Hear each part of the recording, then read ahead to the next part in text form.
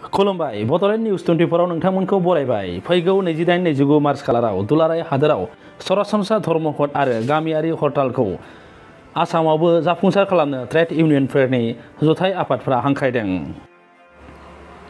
CITU, AIKS, AIDWA, DYFI, AJAM, SFI लोगोसे मजदुर इउनियना धर्मघट आरो हरतालखौ जाफुंसार खालामनो रायजोफोरखौ हांख्रायदों। सोरखारा लानाय सुबुं बेरेखा खान्थिफोरनि थाखाय 28-29 मार्च खालाराव बे धर्मघट आरो हरतालखौ हांख्रायदों। धर्मघटनि माखासे दाबिफोरा जादों थिसनथाइ बांहोना खामानि मोनै जेंनाखौ सुस्रांनाय, फिसा सा आबादारिफोरनि जेंनाखौ सुस्रांनाय, बेसेन बांनायखौ होबथानाय, पेट्रलियाम हारिनि बेसादनि सायाव मिरु आबखारि खाजोनाखौ खम खालामनाय, हादोरारि सोलोंथाइ खान्थिखौ बोखारना लानाय आरो बायदि बायदि दाबिफोरखौ दैखांनानै धर्मघटखौ हांख्रायदों। दिनै मोनाबिलि समाव मजदुर इउनियननि दैदेनगिरिफोरा गुवाहाटी नोगोरमानि मालिगावआव बेबायदि बिबुंथि होयो। क्या पेट्रोल डीजल गैस का भाव कमा है क्या? কি প্রশ্নের উত্তর দিয়ে আজি বেকারের ক্ষেত্রে চাপ ঘরে ঘরে বেকার এটা সময়ত মানুহে ল'ৰা ছোৱালীক ইঞ্জিনিয়াৰ পঢ়াৰ স্বপ্ন দেখিছিল। আজি আৰু ইঞ্জিনিয়াৰ নপঢ়া হৈছে। যি IIT এডমিশন লোৱাৰ কাৰণে মানুহৰ হাহাকাৰ, ইঞ্জিনিয়াৰিং কলেজত এডমিশন লোৱাৰ কাৰণে হাহাকাৰ, JNU ইত্যাদি চৰকাৰী ইউনিভাৰ্চিটি লোৱাৰ কাৰণে হাহাকাৰ। এই উচ্চ শিক্ষাৰ অনুষ্ঠান হ'ব আজি চৰকাৰী হিচাপত কোৱা হৈছে 10% চিট এতিয়াও খালী আছে। এই চিটবোৰ পূৰণ নহয় কিয়? কাৰণ ঘৰে ঘৰে সুধিব চাব IIT পঢ়া পাছ কৰা ল'ৰাই চাকৰি নাপায়, ইঞ্জিনিয়াৰ পাছ কৰা ল'ৰাই চাকৰি নাপায়। চাকৰি যি পায় তাৰ দৰমহা কিমান? 10,000, 20,000, 25,000। বাংগালোৰত, হায়দৰাবাদত ঘৰ ভাড়াত যায় 15,000, 20,000।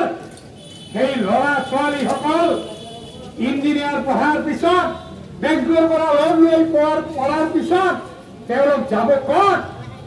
হস্পিটেল গঢ়ি উঠিছে, প্ৰাইভেট স্কুল গঢ়ি উঠিছে, শিক্ষক তাতে কিছু নিয়োগ হৈছে, হস্পিটেলত এটেণ্ডেণ্ট ইত্যাদি নিয়োগ হৈছে।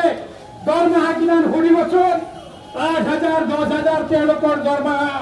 আপোনাৰ মোৰ ঘৰৰ ল'ৰা ছোৱালী 8,000 দৰমহাত কাম কৰে।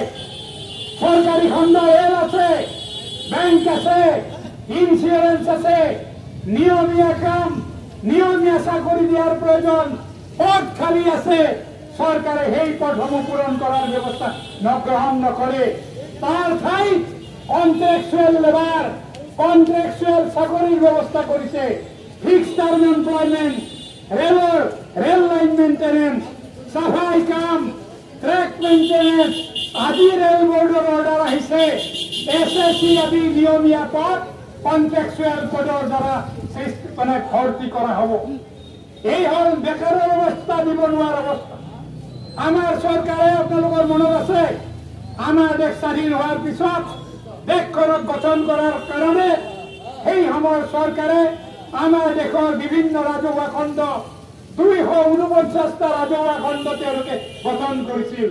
তেলৰ ক্ষেত্ৰত, খনিৰ ক্ষেত্ৰত, বিদ্যুৎ নিৰ্মাণৰ ক্ষেত্ৰত, ইস্পাতৰ ক্ষেত্ৰত, টকা পইচা যোগান ধৰাৰ কাৰণে বেংকৰ ক্ষেত্ৰত, ইঞ্চুৰেঞ্চৰ ক্ষেত্ৰত আৰু বহু ক্ষেত্ৰত এই ৰাজহুৱা খণ্ডবিলাক নিৰ্মাণ কৰিছিল। আৰু এই ৰাজহুৱা খণ্ডবিলাকে আমাৰ দেশৰ সমৃদ্ধিক অৰিহণা যোগাইছিল। এই চৰকাৰক ইনকাম দিছিল, এই চৰকাৰক ডিভিডেণ্ড দিছিল, এই চৰকাৰক টেক্স দিছিল।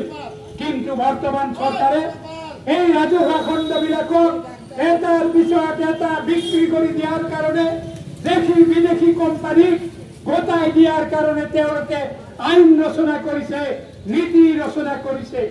আমাৰ এই গুৱাহাটীৰ বুকুত থকা আন্তৰ্জাতিক বিমানবন্দৰ, লোকপ্ৰিয় গোপীনাথ বিমানবন্দৰ, যি বিমানবন্দৰক শ কোটি টকা চৰকাৰে খৰচ কৰি ধুনীয়া কৰিছে, উন্নত কৰিছে, সেই বিমানবন্দৰক ভাৰতবৰ্ষৰ অন্যতম ধনী আদানীৰ হাতত গতাইছে আৰু ডাঙৰকৈ লোকপ্ৰিয় গোপীনাথ বৰদলৈ নামটো লেখা থাকিলেও চাইজত সৰুকৈ হ'লেও আদানীৰ নামটো সন্নিবিষ্ট হৈছে। আমাৰ দেশখন গোটেই আপাৰ আছাম তেলৰ ভাণ্ডাৰ বুলি কোৱা হয়। এই তেলৰ ভাণ্ডাৰবিলাক ONGCৰ পৰা IOCৰ পৰা নি তেওঁলোকে দেশী বিদেশী কোম্পানী এইবোৰ আজি গতাই দিয়াৰ তেওঁলোকে ব্যৱস্থা গ্ৰহণ কৰিছে।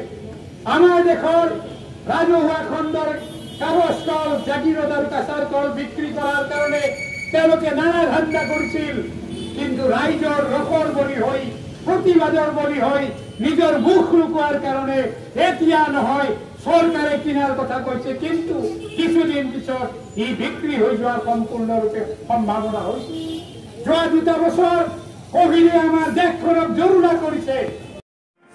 नोंथांमोना नायगासिनो दंमोन बड'लेण्ड निउज 24 गोजोन्थों।